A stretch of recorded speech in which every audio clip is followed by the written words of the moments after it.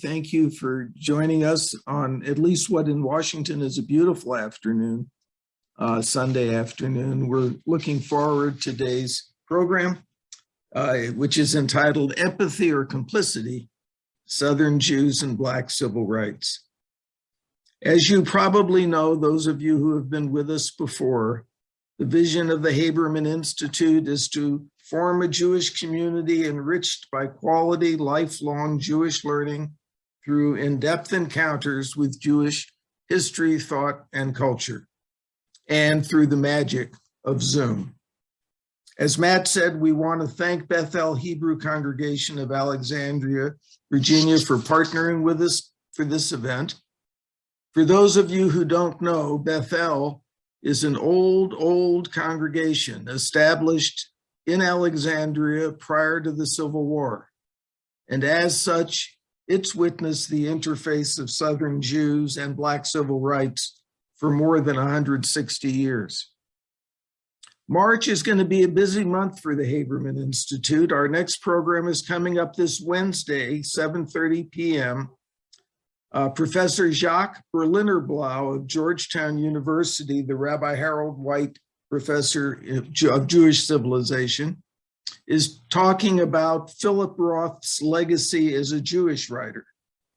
And later this month, another Georgetown professor, Charles King, is going to talk about his book, Gods of the Upper Air, which focuses on the German Jewish scholar Franz Boas, longtime professor at Columbia University, and the founder of the field of cultural anthropology. In addition, we have 4 new classes starting next month. The first, which starts next week, is a 3-part series called Building Tel Aviv, the Bauhaus Influence on Western Society, and the second, a program on women's studies in the Hebrew Bible. Information about all of our programs and registration links can be found at www.habermaninstitute.org. Now for today. Dr. Joshua Partial has served as the Director of History at the Goldring Woldenberg Institute for Southern Jewish Life since July 2017. Previously, he worked at the Institute as an oral historian from the years 2009 to 2013. Dr. Partial's academic interests include American Jewish culture and politics, Yiddish language and culture, and Southern studies. His PhD was earned from the Department of American Studies at the University of North Carolina in Chapel Hill, where his dissertation research focused on Southern US branches of the Arbeiter Ring, the Workman's Circle. Dr. Partial also serves as Vice President of the Southern Jewish Historical Society. After the talk, we'll open the floor to your questions. We cannot take them live for obvious reasons today, but you can post them throughout the talk on the Q&A, not the chat, but the Q&A, and Matt will curate the programs and collate and present them to Dr. Partial after his presentation. With that, Dr. Partial, the Zoom box is yours, and we thank you for sharing your time with us. Thanks. Bear with me for a second while I get this set up just how I want it. All right. It's great to be here. I want to thank both the Haberman Institute as well as Bethel Hebrew Congregation. In that introduction, I would have guessed that it was an old congregation based on the name, Bethel Hebrew Congregation. I feel like down here in Mississippi, when you see, a congregation with Hebrew in its name, like say Hebrew Union Congregation in Greenville, you immediately go, oh yeah, that's probably an old Reformed congregation. So hunch confirmed. So we're going to start today with Driving Miss Daisy. Sorry, chat came up for me. We're going to start today with Driving Miss Daisy. So Driving Miss Daisy, a lot of people will be familiar with. It originally was a 1988 play by Alfred Urey, and it depicts this long development of a relationship between Daisy Worthen, a wealthy white Jewish woman who was born in 1878, and Hoke Colburn. Hoke is an African-American man who serves as a chauffeur for her over the course of 25 years. The play, as well as its film adaptation, take place in Atlanta in and around the years of what we typically call the classical civil rights movement. And even as a fictionalized story, it serves as a fairly useful entry point to the topic of Southern Jews and Black civil rights. I'm going to talk about 3 scenes. In an early scene, Daisy complains to her son that Hoke took a can of salmon from the pantry the day before. She compares Black domestic workers to, quote, children, and she predicts that Hoke will deny having eaten the fish. Hoke comes in with a replacement can, right? He had a perfectly good reason. Something happened with his lunch the day before. He borrowed a can of fish. He brought back a replacement. It puts Daisy in her place. But we see in this early scene, we see Daisy using infantilizing language. We see her deploying this common racist trope. And in doing so, we see Daisy reveal herself to have internalized aspects of American and Southern white supremacy, right? She's using this language of sort of benevolent white paternalism in the way that she speaks about the people who work for her in her home. 3/4 of the way through the play, Hoke and Daisy are stuck in traffic on the way to synagogue at the Temple. The Temple, of course, is Atlanta's established Reform congregation. The year is 1958. Hoke gets out to investigate, and when he returns, he tells Daisy that the synagogue has been bombed. Daisy insists that it must have been a mistake. Maybe they meant to bomb, say, a conservative or an Orthodox congregation. Hoke connects the anti-Semitic violence to anti-Black violence. He recalls a lynching that he witnessed as a child. Daisy rejects that comparison. And the scene illustrates a few points. So first, we have Daisy, who assumes that acculturation, that financial success, and implicitly adhering to local standards of white supremacy, of segregation, will basically insulate Atlanta Jews from the turbulence of the era and from the rising tide of white supremacist backlash. Second, Urey uses Hoke to draw a line between anti-Jewish and anti-Black violence. So on one hand, that makes sense. The Atlanta Temple bombing and similar attacks on Southern synagogues, both those that failed and those that succeeded, were carried out by white supremacist terrorists who saw Jews as masterminds behind the civil rights movement, right? And that idea continues in the white nationalist movement in the present. On the other hand, this comparison sort of flattens significant differences between degrees of violence that Black and Jewish Southerners faced, both before, during, and after the height of the movement, as well as the risks that members of those groups took to pursue justice. Additionally, having Hoke deliver this line, the way that Urey sort of uses Hoke to authenticate such a connection between anti-Black and anti-Jewish violence, may or may not reflect how actual Black Southerners viewed Jews, who were generally understood to be white, in relationship to white non-Jews. In a third and final scene that I'll talk about today, Daisy has purchased tickets to the Nobel Peace Prize banquet held for Dr. Martin Luther King Jr. in 1965. Her son Booley was, I believe, going to be her +1, essentially, going to use the second ticket, but shortly before the event, he informs her that he's reluctant to go. He cites business risks. He argues that white non-Jewish men he deals with will start to talk behind his back, leave him out of lunches, or withhold favors and information.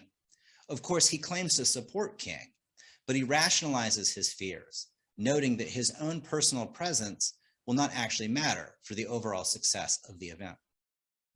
So, in Driving Miss Daisy, I'll go back to that picture there. In Driving Miss Daisy, we have a Jewish Southerner doing something racist. We have a somewhat simplified implication about Black Jewish commonalities as outsiders and as targets of bigotry.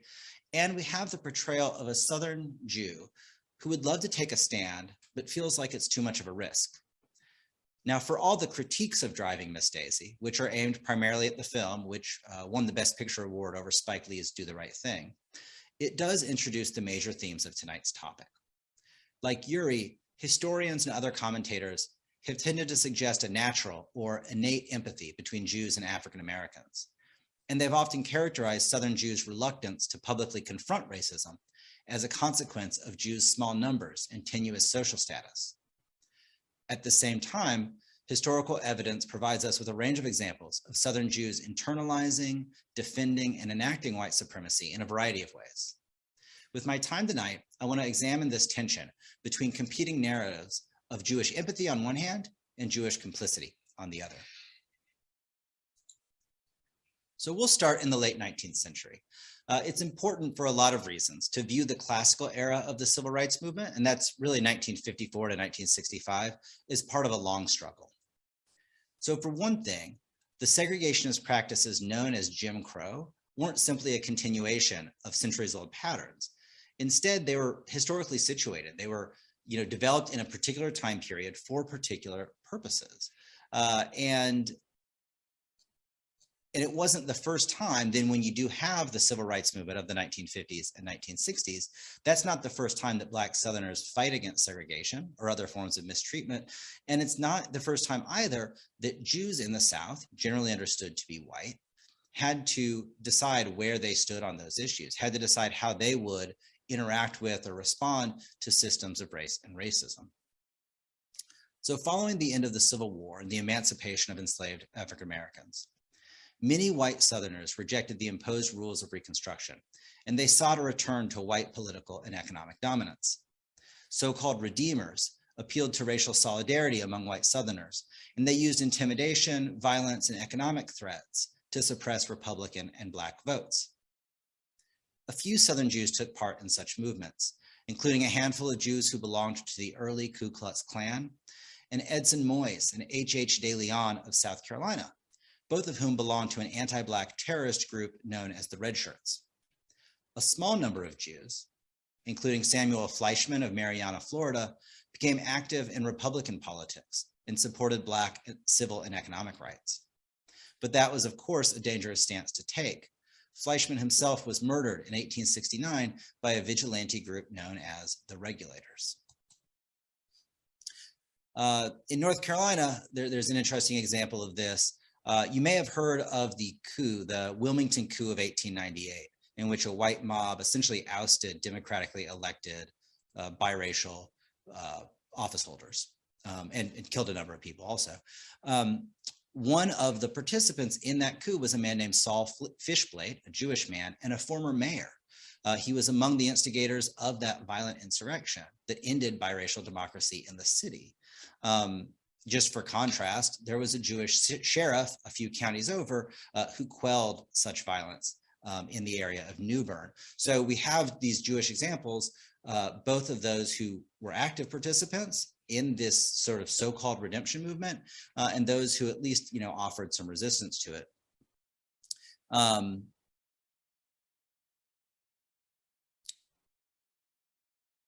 There was I was about to say something else about Fishblade, but it's escaped me, so I'll keep going.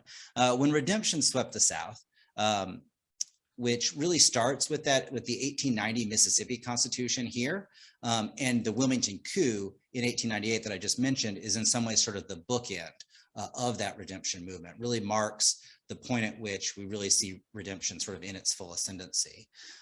During that period, most Jews in the South went along with the white majority, even if they weren't leaders in those redemption movements. So even if they weren't a Saul Fishblade, you might have, say, a Jewish person, a Jewish man, who sort of took advantage of the moment and, say, got elected mayor of a small town in Louisiana. I believe that happened in, I think, Donaldsonville. So even if they're not, out there sort of instigating violence, they might be benefiting from the sort of change in political winds that's happening at that moment.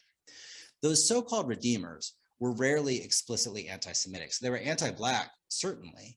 And for the most part, though, if Jews went along with them, they didn't really target Jews as Jews. In the example of Samuel Fleischman in Marianna, Florida, for example, he wasn't murdered for being a Jew. He was murdered for suggesting that Black people use sort of violence and political tactics in response to the violence and political tactics that they were sort of being the victims of. The exception to this is in Southwest Mississippi, where you did have sort of a vigilante redemption movement that was sort of explicitly anti-Jewish. On the other hand, those Jews who sort of aligned themselves with Republican politics, those Jews who aligned themselves with biracial voting blocs and with Black political and economic power, don't seem to have done so because they were Jewish. So Jewishness is not, for the most part, playing a role here in how people are choosing their responses to this moment. Now, by the early 20th century, the Jim Crow system had really started to take shape, was really, hardening. And following the disruption of the old plantation economy, following ongoing urbanization and increasing industrialization across the region, those Jim Crow practices, right? And Jim Crow is a set of practices, laws, and sort of customs, right, that all come together to really sort of define the South for much of the 20th century. It develops really because white elites wanted to establish a system that would address anxieties around race, class, and gender, and assert white solidarity while enforcing white supremacy, right? It was in part a way to keep working class Black and white folks from working together. Now, at the same time, you have the emergence of what historian Eric Goldstein calls racial radicalism, right? There's this new sort of skepticism about Jewish racial status and Jewish loyalty that's really taking root in a lot of American discourse. One of the effects of that is that in some cities, I'm going to move so you can see that the year there is 1881, but in some cities like Dallas, New Orleans, I believe too, elite Jews, established Jews who had maybe been accepted into some fairly well-off social circles, even a generation before, did start to encounter some new levels of exclusion, some experiences that were somewhat new to them.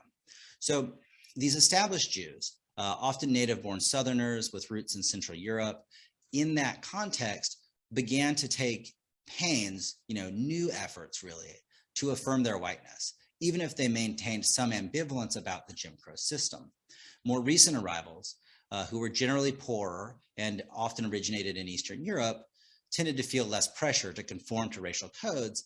But as historian Clive Webb says, quote, neither group of Jews was able to oppose or resist the basic social structures of the Jim Crow South in any direct or sustained way. So we're in sort of the Jim Crow South at this point. It's the 20th century. We do have examples of individual Jews across the region pushing back against at least aspects of white supremacy. Recent immigrants often opened businesses that catered to Black customers. They often lived in or near segregated neighborhoods that they served. So in Dallas, a woman named Chaya Rochel Andress, who was a Yiddish poet and very interesting in her own right, recalled in the 1970s that when she was raising her children in the 1920s and 1930s, they, quote, had for playmates the barefoot children of the neighborhood, not being afflicted with the virus of selectivity in their choice of whom to play ball with. So Chaya Rochel Andress in the 1970s is sort of nostalgically remembering the fairly multiracial, because really it would have been Jewish merchants, some working class white people, as well as African American and Latino Dallas residents that sort of she was familiar with growing while her kids were growing up and while her family was running this grocery store. So anecdotally, at least, and when you get this many other places, Jews had good reputations for treating Black customers maybe more respectfully than white Christian counterparts might. Now, the evidence for that generalization is far from conclusive, and we should be thinking hard about why this sort of narrative of benevolent Jewish shopkeepers is so popular or how it circulates. There were also established Jews who promoted African-American uplift in the progressive era. So Mark Bauman, who is in the Atlanta area and has written quite a bit about Southern Jewish history, writes of several examples in Atlanta. Jewish folks who worked with groups like the Urban League or anti-lynching campaigns to secure resources for African Americans and protest at least the most flagrant abuses of the era, Rabbi Ira Sanders, who's pictured here, was well known in Little Rock for pushing for a certain level of respect and dignity for African Americans. He worked in a very similar mode as these sort of Atlanta progressives. He at one point attempted to open a social work school in the town on an integrated basis. He insisted that if the state start a new social work program that should be done in Little Rock, that it should admit Black as well as white students. And it took an act of the legislature essentially to stop that from happening. Sanders later, was a strongly outspoken against Governor Faubus during the desegregation crisis in Little Rock. So efforts like the work of Ira Sanders are at the same time laudable for their time and to varying degrees deserve a critical assessment. So whether we're talking about Sanders or these Atlanta Jewish progressives, we see them using euphemistic language. So they talk about racial cooperation or racial understanding. And of course, from the perspective of 2022, the issue in the 1930s was not sort of racial cooperation. The issue was white supremacy. And some of the racial uplift sort of model that they were using at that time additionally assumes that Black adherence to white middle class norms is a precondition for greater equality. Both the idea of racial cooperation and the idea of uplift, to some degree at least, put the impetus for solving racism back onto the victims of racism, as if it is their problem to solve rather than, say, a problem of the white people who are enforcing white supremacy. Now, there were Jews in the region who took greater risks in the interwar era. In the early 1930s, at least 2 Alabama rabbis spoke out in support of the Scottsboro Boys, 9 young African Americans falsely accused of raping 2 white girls.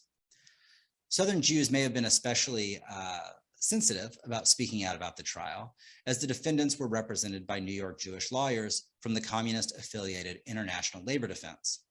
Now, one of those rabbis, one of these Alabama rabbis, Benjamin Goldstein Lowell of Temple Beth Or in Montgomery, actually resigned his position rather than remain silent on the issue. So he had, I believe, attended a rally in support of the Scottsboro Boys. His congregation basically came to him and said that he had to cut that out, and he declined to do so and simply left to get a different job. At the political fringe of the Jewish community, in some of the larger cities, members of the socialist-leaning Workers' Circle and the communist-linked International Workers' Order supported efforts at biracial organizing and activism. So the communists, interestingly, were more consistent in their support for Black equality. Sam Borenstein, who's pictured here, actually ran for governor in Chattanooga in 1930 on a biracial ticket. The lieutenant governor candidate there in Tennessee was a Black man. They had, a few hundred votes. Borenstein, interestingly, was a grocer in Chattanooga. I believe he had been an Arbiter Ring member. And then when the Arbiter Ring or Workers' Circle sort of experienced an internal split around 1930, he went with the communists. But his grocery store was known as sort of a safe haven for labor activists in the South who might be doing biracial work. It was itself in a biracial neighborhood, and it had a sort of secret meeting room in the back. So white and Black radicals could, enter without really attracting too much attention. They'd go to the back and have their meetings. And he would also was known for, since he had the grocery store, he would, give people food when they needed it. So these individual Jews, and I'm speaking here of, this whole range of folks, sought to ameliorate aspects of anti-Black racism. But white supremacy was still a ubiquitous force in American and Southern cultures, and Southern Jews generally accommodated themselves to the dominant ideology of their new surroundings.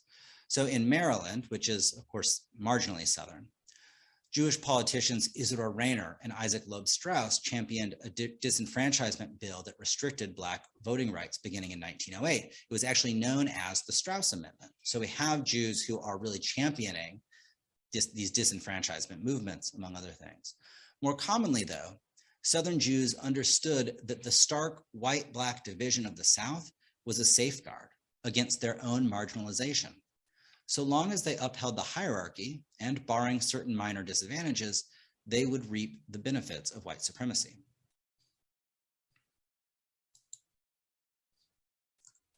The classical era of the civil rights movement, which was really defined by activist Bayard Rustin, began with the Brown versus Board of Education decision in 1954 and ended with the passage of the Civil Rights Act in 1964 and then the Voting Rights Act of 1965. The rising tide of activism and the corresponding backlash of Southern segregationists subjected the region's Jews to contradictory pressures. On one hand, national Jewish organizations vocally supported the cause of desegregation. Within 2 years of the 1954 Brown verdict, the Anti-Defamation League, the Union of American Hebrew Congregations, the Central Conference of American Rabbis, and other national Jewish groups had passed resolutions calling for Southern states to comply with the ruling. During the trial itself, the ADL, the Anti-Defamation League, which was then a part of B'nai B'rith, along with the ACLU, the American Jewish Committee, and other groups, had actually issued a brief in support of the NAACP's position. Additionally, Northern Jews marshaled significant financial support for civil rights organizations, including CORE, SNCC, and the SCLC. That's the Congress of Racial Equality, the Student Nonviolent Coordinating Committee, and the Southern Christian Leadership Conference. Northern Jewish leaders reacted with dismay and sometimes condemnation when they found Southern co-religionists unwilling or unable to take public action on the issue. In some cases, Southern Black leaders also looked to Jews for support. The Montgomery Improvement Association, for example, hoped that local Jews would speak up on behalf of the 1955-1956 bus boycott. But the Montgomery Jewish community remained silent throughout the 381-day action. In this and other instances of Jewish inaction, fear did prove a factor, but Jews' own adherence to Southern white supremacy also played a role. By the early 1950s, many Southern Jews occupied a fairly comfortable position.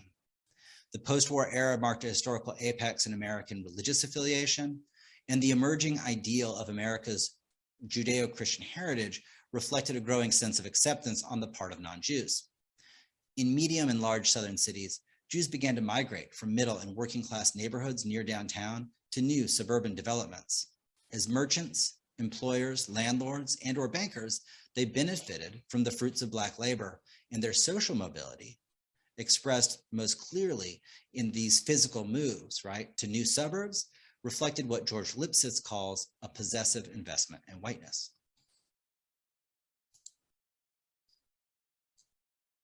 So in addition to this material interest in maintaining the status quo, Southern Jews, like other Americans, absorbed a steady stream of racist anti-Black messages. In small towns and in large cities, the daily reality of Southern life reinforced the idea of Black inferiority.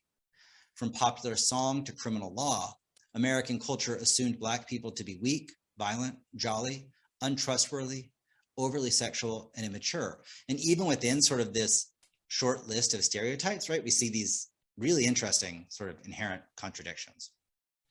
At the same time, Confederate memorials to Old South pageantry presented a romanticized view of antebellum culture that framed enslavers as a noble and benevolent ruling class that had been unfairly stripped of power and status. Jews not only consumed these messages, but they also participated in their dissemination through blackface minstrel performances, through plantation-themed social events, and through acts of Confederate commemoration. You see here Jane Wexler, who was, the year's off, that should say 1935, I believe. Jane Wexler was a Jewish woman who was raised in Natchez. The Natchez pilgrimage emerged in the 1930s as a fundraising event or a fundraising sort of celebration for the Natchez Garden Club. And really, much like tourism in Charleston, it was about finding some ways to sort of monetize and support some of these older properties that the owners of which had fallen on hard times. Both Natchez and Charleston had sort of economically peaked at that point, and were struggling. And so you had owners of grand houses, owners of large estates who needed ways to attract some money, and they did so in part through tourism. And so you have this sort of Old South pageantry, which carries with it quite a bit of sort of justification about the 20th century status quo. So as the civil rights movement gained momentum in the post-war era, most Southern Jews had really absorbed these potent forms of white supremacy for years, as well as having a material stake in defending some of those structures of inequality.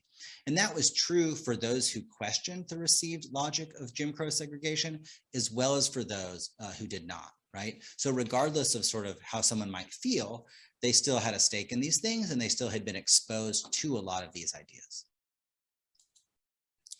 As Southern Jews continued to internalize and benefit from white supremacy, they also faced new pressures, or rising pressure, to distance themselves from civil rights causes. In 1951, Jewish institutions in and around Miami had suffered from a rash of attempted bombings, most of which failed. Shortly afterward, anti-Semitic literature from the Christian Anti-Jewish Party began to appear regularly in Atlanta. So Jews Behind Race Mixing is the headline of this flyer. This is from the early 1950s. And we have here, as I mentioned earlier, this idea that essentially Jews are behind the agitation of the civil rights movement, is essentially the idea being put forward. And it really hinges on the notion of sort of this Judeo-Bolshevik conspiracy. So within months of the Brown decision, segregationists in Indianola, Mississippi founded the White Citizens Council, which quickly developed into a regional movement. The Citizens Councils presented a respectable middle-class facade, but they used threats and intimidation to recruit reluctant members and to silence moderate liberals. While the local and state council groups often made efforts to distance themselves from open anti-Semites, anti-Jewish literature often circulated in that organization as well. Outside the councils, extremist white nationalist organizations used the threat of desegregation to provide evidence of that global Jewish Bolshevik plot. The idea here was that Black activists were merely pawns, right? That especially if you adhere to the ideas of white supremacy, including Black inferiority, then any success by Black activists has to be attributable to someone else. And so Jews were useful in that sort of narrative. Now, the presence of overt anti-Semitic rhetoric in the massive resistance movement, that's essentially white Southern backlash to the Brown decision and the civil rights movement, alarmed Jews inside and outside the region. And it remained a problem throughout the classical civil rights period and beyond. In 1957 and 1958, the inflammatory speech turned once again to violence with a series of attacks and attempted attacks on synagogues and community centers. That chain of incidents began with the failed bombing of Temple Beth El in Charlotte in November 1957. 5 more attacks followed over the next 5 months, though most of these resulted in fuse failures. Temple Beth El in Miami and the Nashville Jewish Community Center did sustain damage, however, from bombings. And then the temple was bombed in Atlanta in the early morning of October 12, 1958. The repairs were estimated to cost $200,000. So we're circling back to that scene from Driving Miss Daisy. Now, this attempt to terrorize the Jewish community, to silence the Jewish community, was seemingly based on that idea of Jewish support for Black civil rights. But really, of the targets that I just mentioned, only the Atlanta congregation had a really strong record of engaging aspects of that struggle. In Nashville, Rabbi William Silverman actually remarked that he was embarrassed that his community had been attacked even when they hadn't done enough to deserve it. This was essentially, he was saying, well, if we're going to get attacked, we should have sort of been doing the work already. And in response to these attacks, there were some Jews who decided, okay, well, if we're going to be targets anyways, we can be a little bit more out in front on this stuff. And it also galvanized sympathetic white liberals into sort of, really trying to say, okay, enough is enough. We have to take some steps in the right direction here and put an end to some of this violence. At the same time, as we're talking about these synagogue attacks, it's really important to place them in the context of church bombings, right? Because bombings of Black churches, arson of Black churches, attacks on the homes of Black activists had gotten reaction, but not necessarily as strong a reaction as these attacks on Jewish, but primarily white institutions. We should add here also that the attacks on synagogues did, to some degree, force the hand of federal law enforcement. They were already working on church bombing cases, but as some of the violence turned to synagogues, they became even more involved. So what did Southern Jews do? There were Jews who figured prominently in the segregationist backlash to the Brown decision. Al Binder, a Jackson, Mississippi attorney, was, according to Clive Webb, quote, one of the most articulate spokespersons in defense of segregation, end quote. He traveled to northern cities to defend white Mississippi's resistance to desegregation. He was paid to do so by a state agency here known as the Mississippi Sovereignty Commission. Now, Binder, to his credit, did later distance himself from the segregationist movement. In the South Carolina legislature, Speaker of the House Solomon Blatt helped to delay statewide desegregation until 1970. Saul Tepper of Selma, Alabama, served as the mouthpiece of Selma Sheriff Jim Clark in the buildup to the Bloody Sunday attacks, essentially, right, which took place in March 7th, 1965. In that moment and during the subsequent march from Selma to Montgomery, which took place March 25th, 1965, Tepper attacked the press for presenting sympathetic depictions of protesters. He also developed and circulated a conspiracy theory around the death of Unitarian Reverend James Reeb of Boston, who had been murdered following a minister's march on March 9th. So Tepper had this theory that the murder of Reeb was actually a false flag operation, that the activists had either killed him themselves or let him die in order to sort of, garner national public sympathy. So these examples all appear in the work of Clive Webb, his book, Fight Against Fear. And Webb rightly notes that these most notable Jewish segregationists acted as individuals. The sort of major exception to this is the B'nai B'rith of the Mississippi Delta, which actually did split from the national organization over B'nai B'rith and the Anti-Defamation League's support of desegregation. But for the most part, right, we see these people acting as individuals, much as we see our earlier, Jewish activists like Rabbi Sanders primarily acting as individuals. But the very existence of these ardent Jewish segregationists indicates that Jewishness alone was not a surefire inoculant against white supremacy. And whenever these segregationists gained credibility as representatives of the general Jewish population, they did so in part because of silence of other Jews. So just to address the image behind me, this is a pamphlet that was published by the Citizens Council in the Mississippi Delta. It's called A Jewish View on Segregation. It was composed by an anonymous author. And what's interesting about it is that for the most part, there's nothing that Jewish about what this person argues. This person is arguing for segregation, is doing so really by using fairly boilerplate racist ideas. And the Jewishness where that comes in is really to cite his own Jewishness as proof that the Citizens Councils are not themselves anti-Semitic. It's an interesting document. You can find it. A couple universities actually have it up on their website, and it's possible to find. So more common, though, than these firebrands were Jewish merchants who joined the local Citizens Council because they were coerced to do so, or individuals who really just wanted to avoid controversy by remaining publicly neutral. The average Southern Jew was not a diehard segregationist, just as the average Southern Jew was not a vocal proponent of Black civil rights. Studies and surveys from the 1950s and 1960s suggest that Jews in the South were much more likely than white Southern Protestants to view desegregation as inevitable or desirable. And they were also about 1/3 as inclined to describe African Americans as, quote, constitutionally inferior. But at the same time, this anecdotal notion that Black and Jewish Southerners enjoyed mutual respect was not a given. So again, we have this survey data as well as plenty of anecdotal information saying that Jews were indeed more progressive on race than the average white Christian Southerner. But that wasn't necessarily public knowledge for everyone. So for example, a 1959 study in the Deep South suggested that African Americans there understood Jews to be more racist than white non-Jews.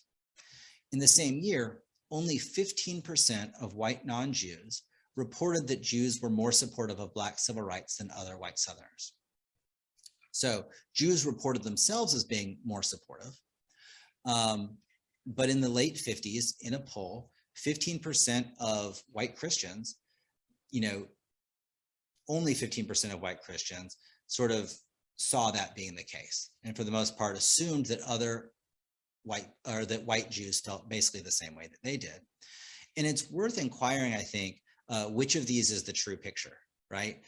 Is sort of the private poll response the true picture of someone's view?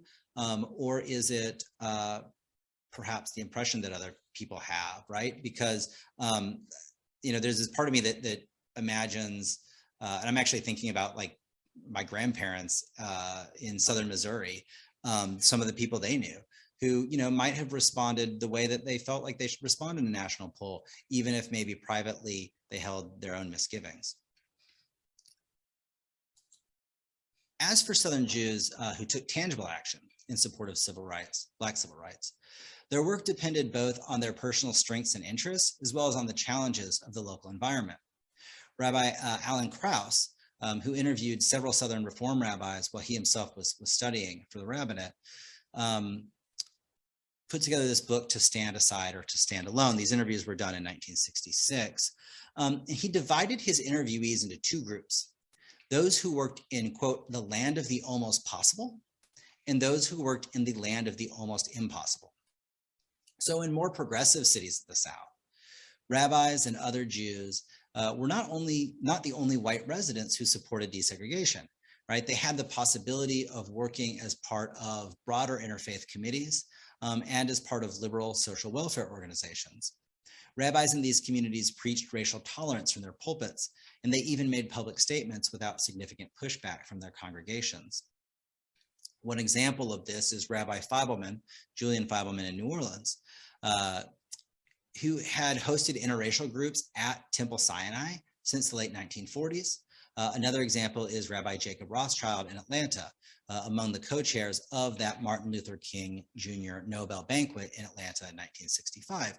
Now there's sort of an addendum here with regard to Feibelman. So Rabbi Feibelman is, Clive Webb, for example, talks about him as a, sort of a racially progressive rabbi of the South. But he gets that reputation based on, a fairly moderate approach.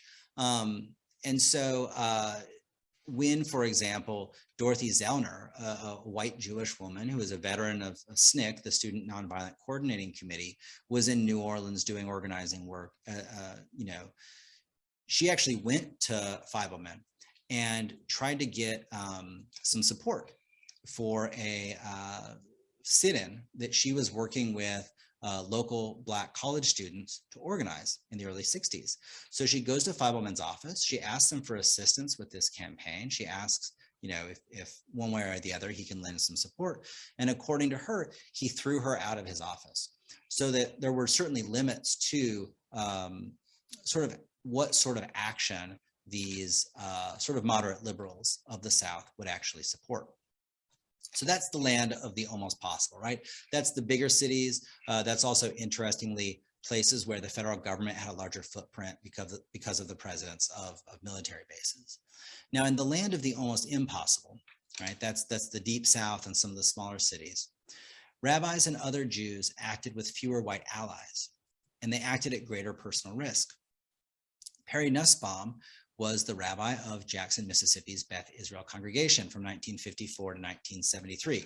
I'm actually in the Beth Israel congregation synagogue right now because the Institute of Southern Jewish Life now rents office space here. So Nussbaum, when he arrived in 1954, had already served at a number of congregations. He intended to ride out the remainder of his career in the quiet South.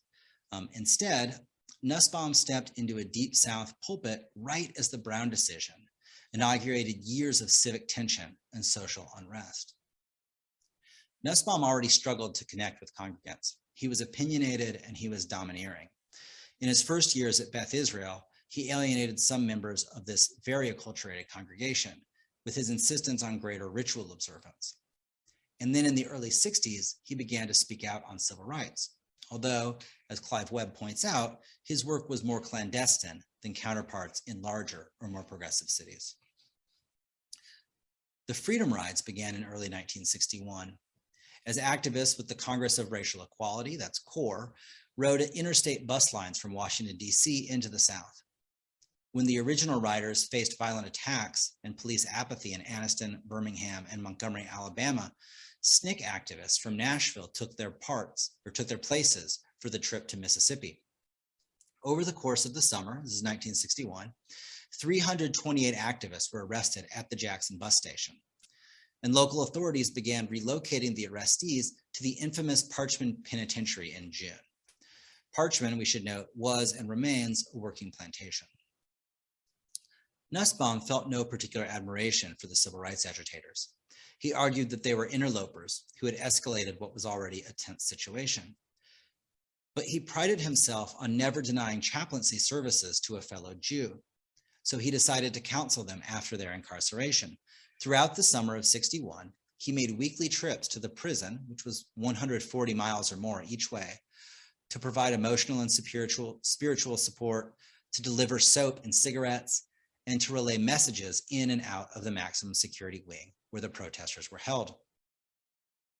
Although he was officially there to minister to the Jewish prisoners, he ultimately served the needs of all the arrestees.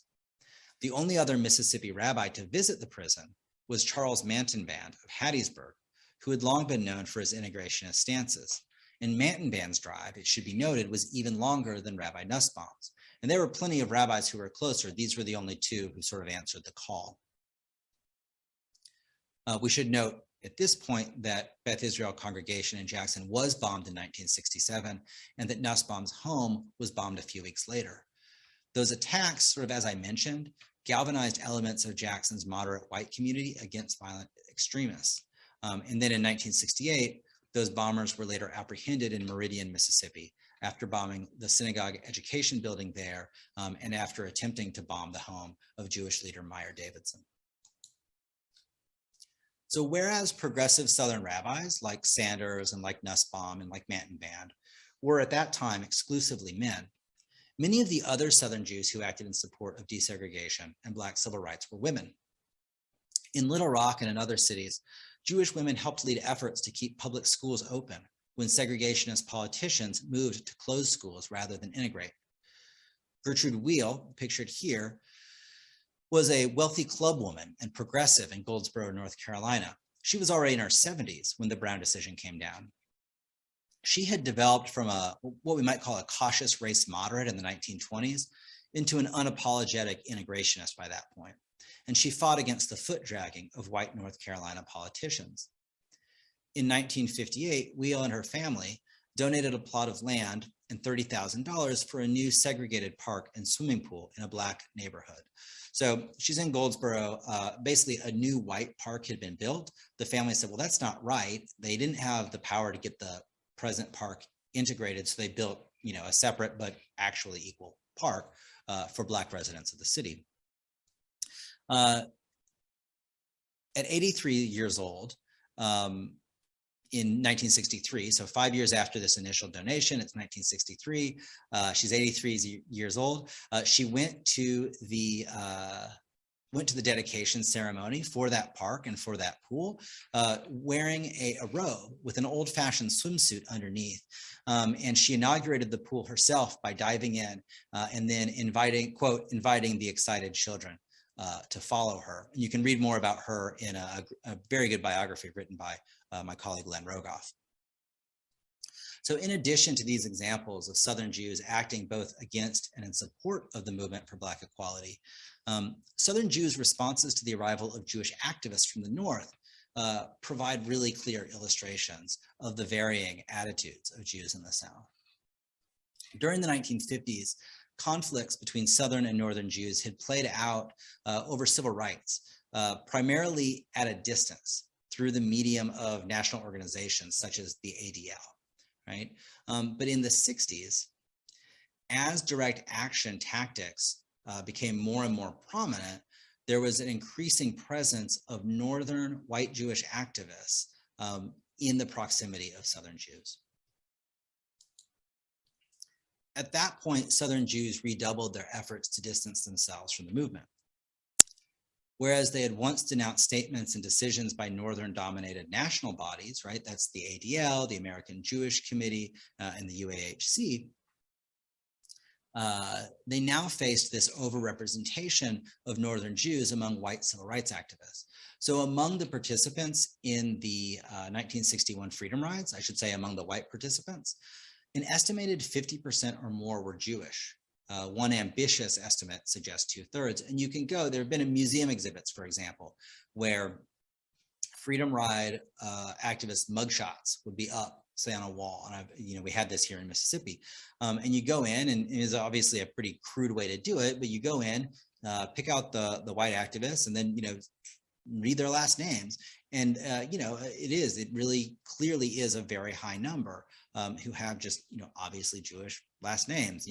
Obviously, again, that's a crude measure, but there was a major representation. In Birmingham, the local B'nai B'rith president anxiously denounced the group to the press. That's the Freedom Riders. After 16 rabbis were arrested in St. Augustine, Florida, after joining Martin Luther King Jr. there for a protest, a local white supremacist reported that the synagogue president had said that the rabbis, quote, weren't Jews at all, but, quote, kikes. Now, we should take that with a grain of salt, right? This is as reported by local white supremacists, but it does seem plausible that a sort of established Southern Jewish leader would essentially try to lump Jewish activists into a separate, lesser group of Jews than the ones that they claimed to represent themselves. In Selma, the local rabbi, that's Alabama, the local rabbi refused a phone call from a protester and fellow rabbi because he feared that the phone was tapped and that he would lose his job. In regard to the phone tapping, he absolutely had reason to believe that might be the case. So Southern Jews objected to the perceived interference of Northern activists on several grounds. They argued that outsiders, especially Jewish ones, stirred up controversy without having to live with the consequences. As I'll discuss momentarily, of course, those activists did take extraordinary and permanent risks, even if they did so even if they had the option of leaving the place where they had done so. Additionally, stirring up controversy was the tactic. Civil disobedience and direct action work by uncovering already existing crises, pushing simmering states of injustice into the public eye and forcing people to choose sides. Second, Southern Jews resented the idea that the South was uniquely racist.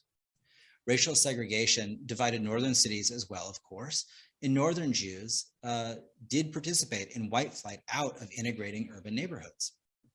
Now, to some degree, that argument is a straw man, as a number of Jewish activists who visited the South had also confronted racial discrimination and disparities in their home cities. It's also a deflection designed to charge hypocrisy as a way of ending the conversation. Still, the South has been pathologized in national discourse for decades in ways that contribute to that kind of sensitivity. And Northern activists might have done more to build relationships with Jewish moderates in the South. And of course, there's sort of plenty of speculation that can be done about whether or not that would have worked. And at the same time, I think it's important to remember that the movement just wasn't about Southern Jews, right? It was about Black folks in the South and their rights. So Southern Jews' disdain for these Jewish activists from the North showed again in their reactions to violent attacks that took place during the movement. During the Mississippi Summer Project of 1964, most commonly called Freedom Summer, Jews from outside the region again participated in high numbers. The project focused on education and voter registration, delivered through local freedom schools throughout the state. On July 10th, two violent segregationists attacked a group of volunteers, including Rabbi Arthur Lelyveld of Cleveland, Ohio, beating him and two others with a metal weapon. Rabbi Lelyveld lost a large quantity of blood from a gash above his eye, and he suffered a concussion. He was hospitalized overnight. Local Jews resented the presence of so many Jewish activists, and they questioned both their goals and their tactics. when a Cleveland reporter called Herbert and Lou Ginsburg early the next morning. Herbert, who was somewhat taken aback by the hour of the call, described the attack as terrible. But he also placed some responsibility on the rabbi, who had been, quote, in the wrong place. By the time of that attack in Hattiesburg, James Chaney, a Black Mississippian, Michael Schwerner and Andrew Goodman, both white Jews, had been missing for 2 weeks. Their bodies were discovered in Neshoba County, Mississippi on August 4th. Clive Webb quotes a merchant who said, "Sure, I felt sorry for those boys, but nobody asked them to come down here and meddle with our way of life." Another Jewish Mississippian reported that the community was, quote, scared to death. Those two quotes, an active claim on segregation as, quote, our way of life, and an open admission of fear, present dual narratives once again. A Jewish embrace of segregation and white supremacy versus a silence driven primarily by fear. And of course, those two things are not mutually exclusive. Jews in the South, like Jews anywhere in the United States and beyond, had absorbed tenets of white supremacy, including obviously racist notions of innate Black inferiority and more subtly damaging assumptions about the desirability of Black assimilation to white middle-class norms. The activities of Jewish segregationists and Jewish progressives alike demonstrate that internalization. Furthermore, they had stakes in the maintenance of racist economic systems, whether they benefited from cheap labor, from suppressed competition by Black-owned businesses, or other means. At the same time, there were also real risks in challenging white supremacy, so that even those Jews who wanted desegregation, or who might have been willing to challenge their own racism, had to overcome legitimate fears. They feared social discomfort in cross-racial interactions. They feared ostracization from white peers. They feared economic loss. They feared state surveillance. They feared bodily harm, not only to themselves, but to their families and their communities. So there was, as Clive Webb posits, a fight against fear. But I would argue that it was ultimately a fight against white supremacy, which entailed fights against fear, against apathy, and against comfort. In the decades since the end of the classical era of the civil rights movement, Jewish participation in the movement has come to occupy a central place in 20th century American Jewish history. If you remember the Jewish Americans series, which at this point aired over a decade ago in 2008 on PBS, that series dedicated almost 20 minutes to the topic in its episode on Jewish life after World War II. At times, the tenor of those historical memories has been self-congratulatory. It's a history that can either bolster American Jews' sense of an ongoing obligation to pursue justice, or can serve as a tool for white Jews to avoid difficult conversations about ongoing racism in American society. Even in the South, some congregations that once balked at rabbis' and members' civil rights activities now embrace the Jewish aspect of the movement. And that's really the case here. There were a number of members of Beth Israel congregation who would gladly have replaced Rabbi Nussbaum if they had been able to in the late 1960s. Now, however, we host events that commemorate Jewish involvement in the movement, such as this one pictured here. And there's a historical marker out front of the congregation that talks about Nussbaum's involvement, as well as about the 1967 bombing. Additionally, that history of Jewish relationships to white supremacy and Black civil rights continues to have relevance, even renewed relevance, both in the face of increasing diversity within the American Jewish community, that's racial, sexual, gender diversity and otherwise, and with the rising visibility of white nationalist ideologies and white nationalist violence. Importantly, these varied experiences and actions of Southern Jews during and beyond the peak years of the movement complicate any simple narratives about American Jews and Black civil rights. The Jewish South demonstrates a long history of Jewish engagement with these systems of race and racism, as Jews in the region have had to negotiate their own places in a shifting landscape of race and class. The 1950s and 1960s brought that problem to the forefront of the national consciousness, but Black Americans had struggled for years against oppression, and they continue to do so. Second, The Southern Jewish story, in which Jews are intimately bound up in this racially differentiated economic system, shows how racial status is materialized and made durable in property and in the accumulation of wealth. In other words, adhering to systems of segregation allowed Jews to do well for themselves, which reaffirmed their whiteness, even as the threat of losing status and privilege dissuaded some Jews from challenging segregation and discrimination in public. Of course, other Jews, those who perhaps felt less empathetic, were all in on racism and segregation. They benefited from it and they believed in it and they said so. And then finally, this Southern story, I think, really shows how difficult it actually is to act in allyship, how complicated and how elusive solidarity can be. That's my time for today. I'm looking forward to answering some questions and talking further. Before I go, I want to, I talked a lot about a number of local stories. I apologize slightly that Virginia didn't get any real sort of play tonight. The ISJL does offer an online encyclopedia of Southern Jewish communities. If we can drop that link. That contains about 300 local histories of Jewish communities in 13 states. Well, we've got pretty much the whole South covered. You also might check out our virtual vacation series, which is an online video series that gives some sort of previews of the types of Jewish sites, including Jewish civil rights sites that one would see doing a Jewish tour of the South, which is a program that the Institute of Southern Jewish Life offers. So again, check out those resources. Thank you for your time tonight, and I'm looking forward to some Q&A now.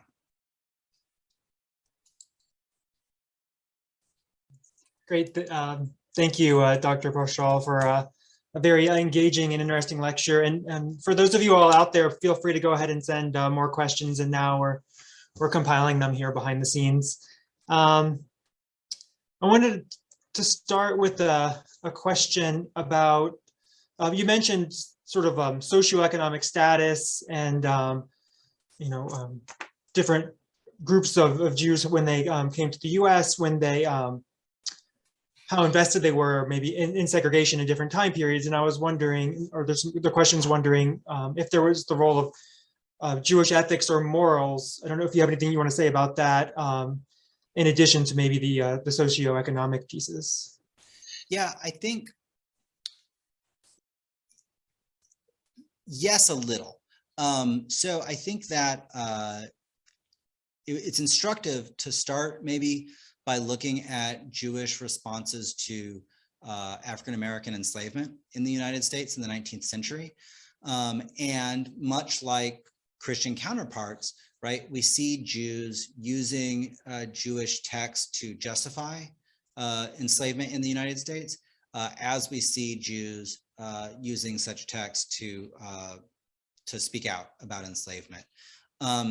For the most part,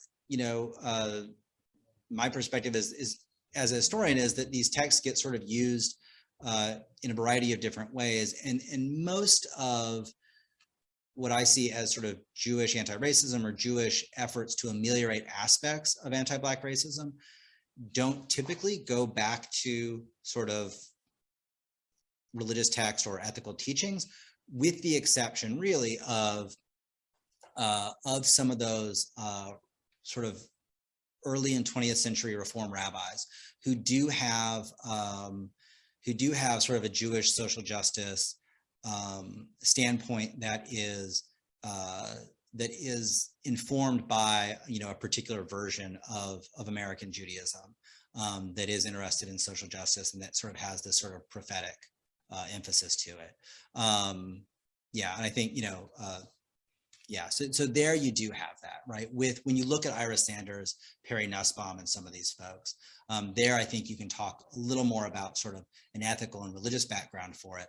For a lot of the Jewish folks, I think that it's maybe a little bit more about sort of their sort of social position, about personal experiences, in some cases with anti-Jewish prejudice, or with just a general sense that and of course there's folks who, books and books and books about sort of Jews and liberalism in the American 20th century, right?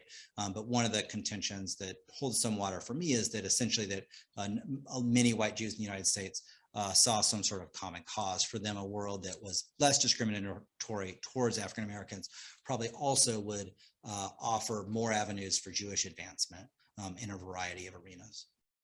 Not to say that this is all, simply self-interest, but that we need to sort of keep an eye on that. Yes, thank you for that clarification.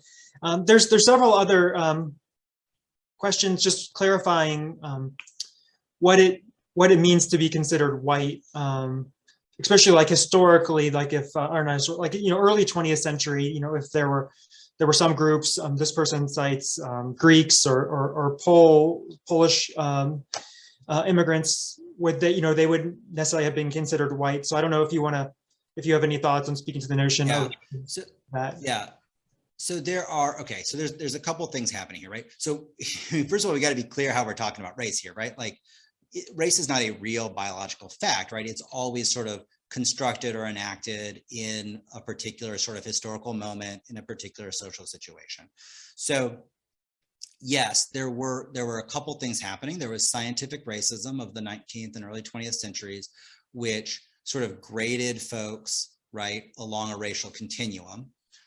There was that sort of question. So you might have people who were off-white or provisionally white. And there certainly was discourse about that. There's sort of that language. Are we talking about these as real white people or as sort of lesser type of European? And that's real and that's true. When we're talking about sort of legal and economic status, especially in the South, that white-black binary is so distinct that for all intents and purposes, Jews did at least have basic legal protection in a way that was clearly sort of made them white especially like in the early 20th century South, for example, right? In the 19th century South, right, Jews were not being enslaved on the basis of their racial status. So that while it might not be a full whiteness, they might not have access to all of the sort of privileges of whiteness. At a base level, they have a certain amount of legal protection for one thing, and economic rights that simply set them apart from African Americans. And I am speaking there really about the South. Obviously, the urban North is a little different situation where sort of the day-to-day politics of race play out somewhat differently, and where it may be, where maybe we want to talk a little differently about sort of race and whiteness and Jews. Great. Thank you for that clarification.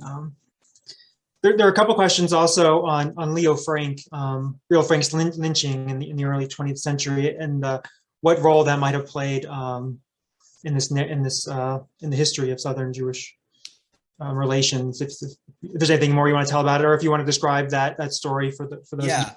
Yeah. So for anyone not familiar, the years are going to get me here, but Leo Frank was essentially a German Jewish northern-born man. He was the manager of a pencil factory in Marietta, Georgia, in early 19 teens. I want to say 1912 or 1913. A white girl, who worked there, was attacked and murdered in the basement of the factory. Her body was discovered the next morning. In this sort of elicited this, widespread public outrage. Frank soon became one of the key suspects and was, convicted by a white Christian jury on evidence that wasn't particularly strong. And both sort of leading up to the conviction and afterwards, there was a strong sort of anti-Semitic bent to much of the commentary on the case. This has to do, as I mentioned, sort of these anxieties about a changing South, a South that was increasingly industrialized, a South that was increasingly urbanized, were really played out in this case, in which here this Jewish figure served as sort of served as a symbol of unwanted changes that in this case had corrupted and then killed a white girl, a symbol of innocence, right? And the Frank case, very interestingly, played out in such a way that an African-American man, a janitor at the factory, his testimony actually was what led to Frank's conviction. It's somewhat shocking to look at the early 20th century South and see an example of a black man's testimony being taken seriously by a white jury in this way. There were holes in the case against Frank. He, almost universally it's agreed to now, he simply did not do it. Ultimately, the governor of Georgia commuted his sentence. Following that commutation, a mob of white Christians basically kidnapped him from jail and lynched him. It's really the example of a Southern lynching of a white Jewish man. So on one hand, it shows the precarity of Jews in the South and in the United States in the early 20th century as, sort of suspect, both just in their basic decency, but also as like actual, sort of fully privileged members of the white race, because we do see him treated in a way that most white, similar sort of white criminals wouldn't be. And also it's such an exception because it is the only case, it is it's hard for me to draw real generalizations. On one hand, the fact that there aren't more of these cases demonstrates the ways in which Jews oftentimes were more or less accepted. And at the same time, the fact that it could happen at all demonstrates the level of sort of precariousness of Jews' sort of racial and social position, and the ways that that anti-Jewish sentiments could erupt into anti-Jewish violence, in unexpected ways, I guess. So that's my answer on Leo Frank. It's an interesting thing that honestly, as a historian, I don't quite know sort of what to make of it when I read the different sort of accounts of the case and its aftermath. So that's. Thank you. Yeah, it's very interesting to hear that sort of balance between it wasn't so common, but also it wouldn't, have happened to other groups of people. So that's right. This question is a little more specific here about the your number you gave, a 15% of Southern whites didn't see Jews favoring integration, and somebody was just wondering, would people have even known very many Southern Jews or very many Jews personally? Was that something? That's a great question. Yeah. So let's see. Would a Southerner? So it's 1959. You get the poll, right? That's actually a good point. A lot of the people taking that poll might really know very few Jews, or might know no Jews. At the same time, and again, I'll just mention. So my grandfather grew up in Hayti, Missouri. It's in the Missouri Boot Heel, the little part that hangs down into Arkansas. His family owned a store there. He ran that store until the early 21st century. It is a small town, I think maybe 3,000 people or so. So if you were a Southerner in 1959, even if you lived in a town of just 3,000 people, there's a decent chance that on the town square, there was one, if not four, Jewish merchants. So while Jews, were 1% or less probably of the Southern population at that time, they were also fairly visible in a number of places. Now, whether or not someone actually knew the merchant involved is, of course, an open question, but they would probably be aware that, oh yeah, that's a Jewish store. Like that, there was a level of visibility there. But I think the question still stands, did they know Jews well enough to hear these opinions, right? And I guess what it gets at is the lack of sort of public action by Jews as Jews. But that is a good question, because you do hear stories, and not really so much from the 1950s. You hear stories from, say, the 20s or 30s of, oh yeah, my family opened a store in, you know, this little town in Mississippi, and somebody got off the train one day and walked over to see if we had horns, because they had heard Jews have horns. So I think that is a good question, and that would, I think, account for maybe that part of that low number. You know, part of the reason that only 15% of non-Jewish white Southerners thought Jews were more progressive on race could have just been, hey, they didn't know Jews.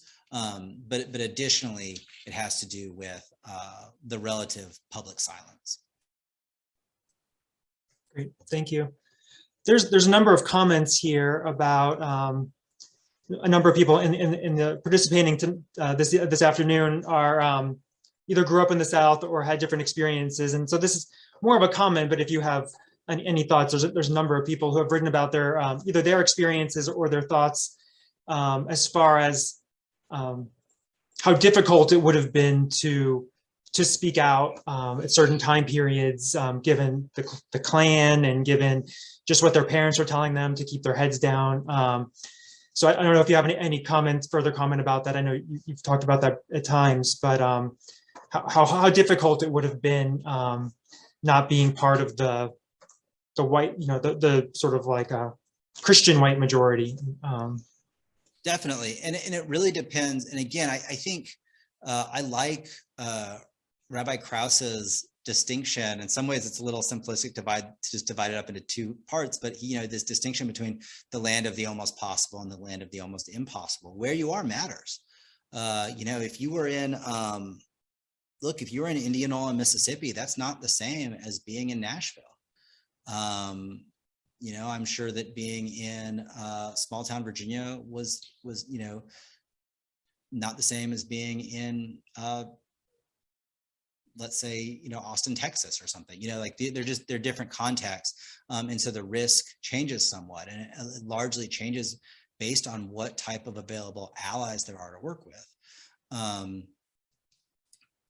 Yeah, but, and you do see people who throughout sort of Southern Jewish history who face a variety of consequences, not just for speaking out on racial issues, but also for, you know, dipping a toe in support for labor causes. I just saw something, a couple who had a store in Eastern Kentucky during a miners' strike there. Someone just brought this to my attention. I hadn't researched this myself. I just saw it. It's pretty fascinating. This couple had done okay with a store there. There was a miners' strike. They thought the miners had good reason to be, you know, in their complaint against the local coal company. And they bought a train car worth of, I think, wheat or, you know, food of some kind, and basically just announced, you know, handed out flyers saying, hey, you know, if you're on strike, come get some food, but we support what you're doing there. And they were then, you know, the coal company basically called in a sheriff to arrest them on some trumped up charge, and they, you know, essentially were run out of town for just dipping a toe in this sort of labor support. And you know, similarly, you do have stories of Jewish folks who see real consequences for not observing the rules. That's absolutely the case. In Memphis, Tennessee, there was a man there. He owned a store. He also had a law degree. He had been sort of raised in the workers' circle in Chattanooga. He married a woman who had been raised in the workers' circle in Memphis, and he was, you know, smeared as a communist during the McCarthy era, and was basically run out of Memphis. And I believe that the major sort of sin he had committed was suggesting that one of the local unions desegregate the bathrooms in its union hall, was what sort of caught people's attention. And I mean, I think he was a communist, but, you know, still he was run out of town for it. So all this is to say that yeah, there was extensive risk, and there were real consequences for folks. You know, you could, if you owned a radio station and, you know, in Mississippi, and suggested that, you know, desegregation was inevitable and maybe it was time to get with the program, yeah, there's a good chance you get a cross burn in your yard. And then that did happen.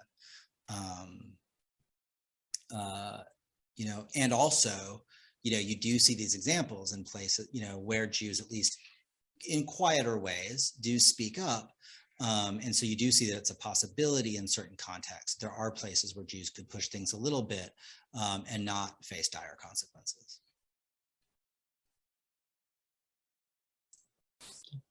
Thank you. There's several questions that sort of exist that ask about the time periods before and after you discussed. So if you don't want to speak more to them or not, but there's questions about Jewish slaveholders and also questions about sort of more contemporary times. Those are sort of opposite ends of the spectrum, but if you have any thoughts you want to share about either of those. Yeah. So with regard to Jewish enslavers, the standard line, and Rabbi Bertram Korn wrote this, I think, in the 1960s, and his research seems to actually hold up pretty well for something that old to me. But Rabbi Bertram Korn, who served a number of pulpits in the South, did some work on this. There's a book called Jews and Negro Slavery in the Old South. And his contention is that, European Jews living in the antebellum South were basically as likely to enslave African Americans as anyone else of a comparable social and economic situation. Now, Jews in the South tended to live in cities, tended not to be large landholders, and tended to be in some sort of mercantile endeavor. So we're talking about a small number of enslaved people, right? If you're a shopkeeper, would make sense to maybe have a couple enslaved, and you're fairly well off. Maybe you enslave a couple of people who work in your home, and one more who's a porter in your business, right? Who essentially moves things around for you, right? Or whatever. So we're not talking about large numbers, but at the same time, we're not talking about a significant difference between Jewish Southerners and non-Jewish Southerners in similar occupations with similar incomes, et cetera. And there are a handful of Jews who owned, plantations, which are slave labor camps, and there were a handful of Jews who really made their living as slave traders or auctioneers, but those are not especially prevalent. Certainly not at the level as sort of, there is, of course, this anti-Semitic sort of theory that Jews were sort of uniquely responsible for the transatlantic slave trade. And certainly the research that I've seen, or the research of Rabbi Korn, just doesn't support that. And that's false. But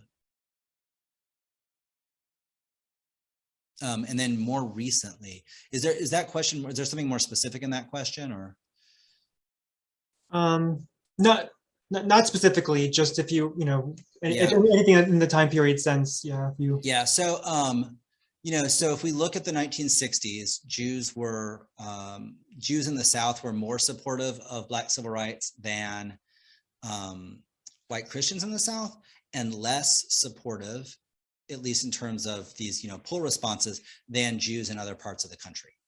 And I think, look, generally, and I'm speaking here anecdotally and from, in my experience as a Jewish person who's lived in the South for a while, that I would say that the Jewish South is more conservative than the national body of American Jews. I don't think that's a controversial thing to say politically.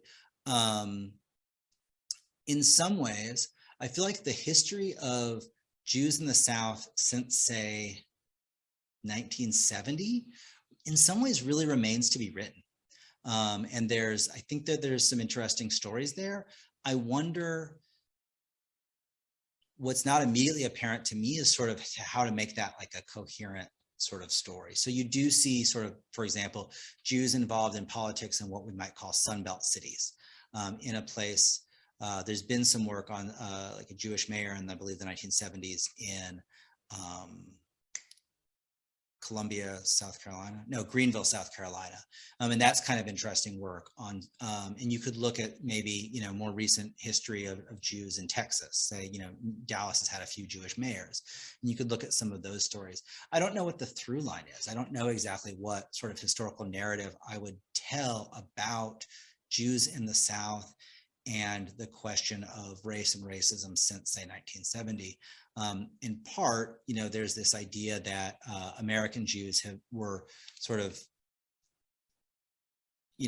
became a little less involved in sort of racial justice work in the 1970s, right? There's this whole narrative about sort of the dissolving of this like Black Jewish coalition, and both due to like the complexity of the historical arguments about there, and all, you know, or due to that, and sort of not having spent several hours prepping.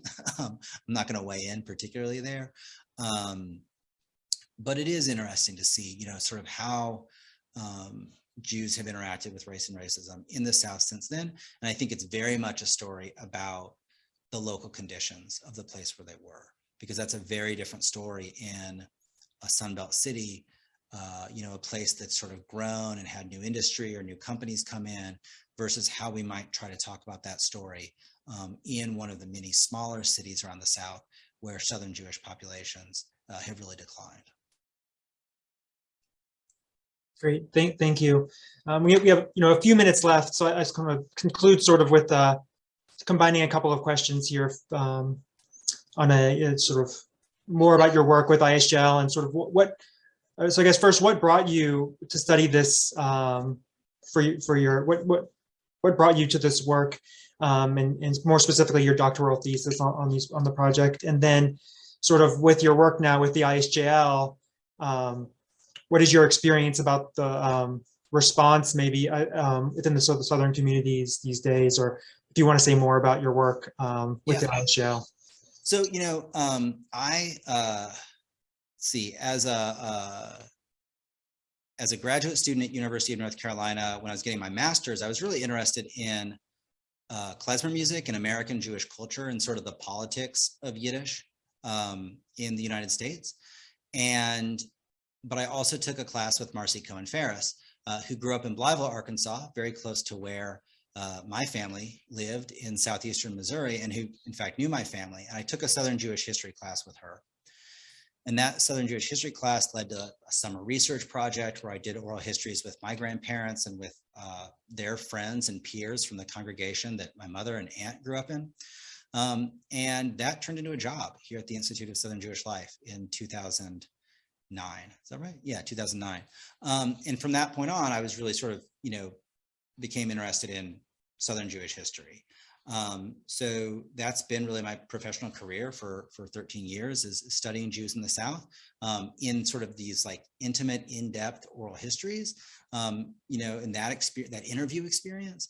And then, you know, more recently, as the director of history at the Institute of Southern Jewish Life, become much more interested in sort of the big picture and in telling these community histories. So a lot of my day-to-day work is revising our encyclopedia of Southern Jewish communities, going back through, looking at what we have, you know, responding to emails where people say, you know, hey, you didn't mention my grandfather, and I look it up and it turns out their grandfather was really important, and I add a line about the grandfather, or, you know, and also trying to revise the encyclopedia to make it, to help it have a better eye on the context of Jewish life in some of these places. If we're writing about Jewish life in Clarksdale, Mississippi, we got to talk about race in Clarksdale, Mississippi, because the Black-white divide there, including the reliance of the cotton economy of the Mississippi Delta on Black labor, is a huge factor